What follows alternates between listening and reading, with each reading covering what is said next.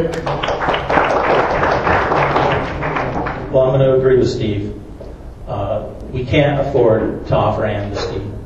And the thing is, we have to secure our borders and our ports and use U.S. citizens to do this. There was actual talk about outsourcing port authority to foreign countries and to foreign businesses. Yeah, to do what? Exactly. They're not interested in securing our ports. And yes, if you're here illegally, you should be sent back home to your country of origin immediately. John, you're up. Thank you. We need to do this in parallel. First of all, like both of they've said, we need to seal our border. We've got to stop that. We seal that first, and at the same time while we're finishing sealing the border, I think it's still porous. There's still illegal immigrants getting into our country. But we also, when we do find these folks that are in our country illegally, I would provide them free transportation back to where they came from.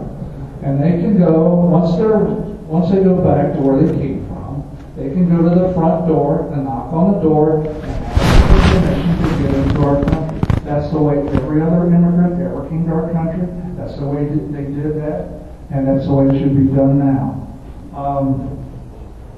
I've got all kinds of stories about this, but I'm going to pass on that for time. Thank you. Well, what we're going to do on this one last question, then we're going to go to a final summation by each of the candidates. They'll have 3 minutes to kind of wrap up their program for tonight, each of them. But I'm going to combine two questions because I think we can do that on these two, and I'd kind of like to hear what they had to say. One's on gun rights. It's your position on the Second Amendment, so have that in mind as an answer.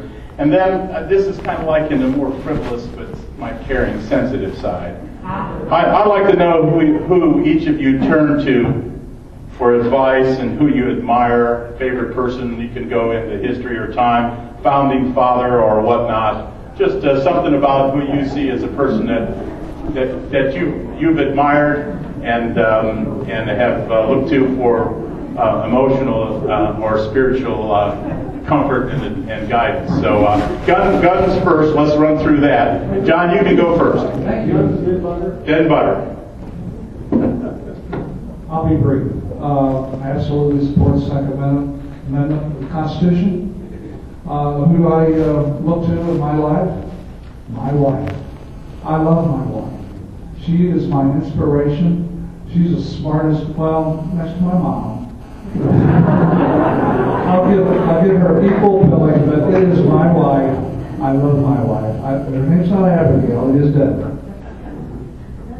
Thank you. Thank you. I am a supporter of the Second Amendment. I was a co-sponsor of the original concealed carry law in Ohio, and a co-sponsor of the Castle Doctrine that allows you to defend yourself in your own home and doesn't require you to run away.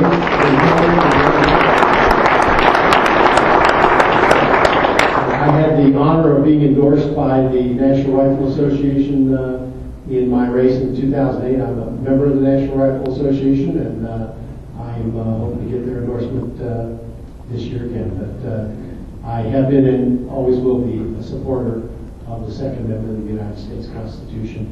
I think you can probably tell from my introduction, the person I lean on the most and ask for advice is my wife. And I am inspired by several people in history, including James Madison, who I think is one of the smartest men that set up our constitutional framework. But I turn to my wife when I want advice. Thank you very much. Thank you, David. And I too support the Second Amendment. I would vote against any legislation that would diminish your right to bear arms. I got to say, as far as I love my wife too, but the thing is the man who inspired me to run for office was Congressman Ron Paul. I truly believe that Congressman Ron Paul has his finger on the constitutional pulse of this country, and that he's my inspiration to be running today. Thank you.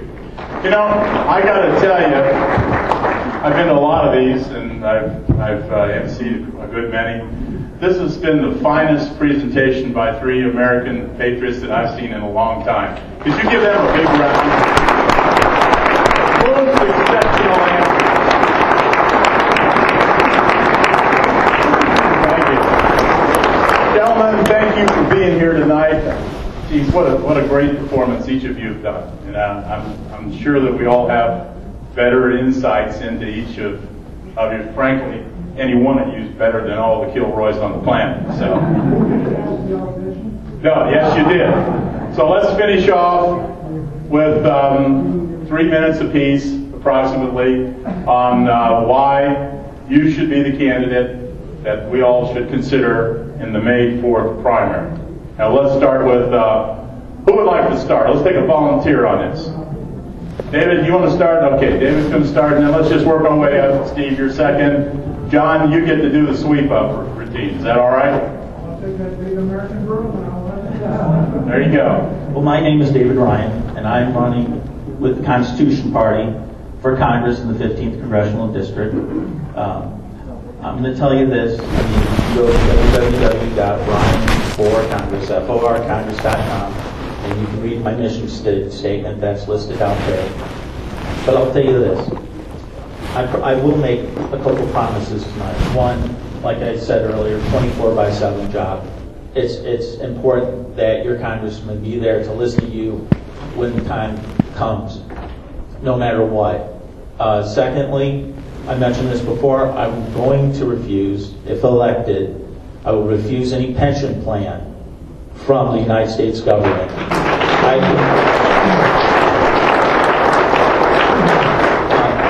With $172,000 a year, I think I can afford my own Roth IRA. As far as health care, I will not accept health care from the United States government either. Once again, I'll pay for my own insurance. I think $172,000 can cover that as well, and for my family. So I make that promise, I make that pledge. And most importantly, I promise to obey the Constitution. I promise to follow Article 1, Section 8 for the next 2 years if elected. So I thank you for your time. Thank you for being here. Thank you for inviting me. I really appreciate it. It's been a real pleasure to speak to you. Thanks, David Ryan. Senator Stivers. Thank you. Well, John did it to me. Turned it up. Thank you very much. And I'd like to say thank you to everybody for coming out tonight on a sort of cold, rainy-ish night. It's pretty impressive in February of the year before an election, or the year of election, to have almost 100 people in a room. And I think that really speaks to what's going on in this country. You saw it in August with the recess, with all the town hall meetings. Now, our congresswoman didn't actually have a town hall meeting, so you didn't see it here, but you saw it on TV. And you saw it throughout this country, and I think there's some exciting things going on. We've talked about some really important issues today, and as I told you, my focus this year is going to be beating Mary Jo Kilroy. So I'm going to talk about some of the differences between Mary Jo and I, but I'll tell you that, like I said, if John wins the primary, I'm going to support John to make sure we beat Mary Jo Kilroy, because that's my mission this year, and that's what I think is important. But I want to lay out some issues, and I chose a few. On health care, our vote is consolidation of health care, as we talked about earlier, and unfortunately our congresswoman supported it. On cap and trade, our congresswoman voted for a bill to raise your energy bills, my energy bills, by 50%, kill 100,000 Ohio jobs. That's according to the National Association of Manufacturers. And we won't the plan either, and I oppose it. On the stimulus, our congresswoman has supported the stimulus. She supported the son of the stimulus, which is going on now. And I think the best way to stimulate this economy is to make the 2001 and 2003 tax cuts permanent, so businesses and individuals can go out and create jobs.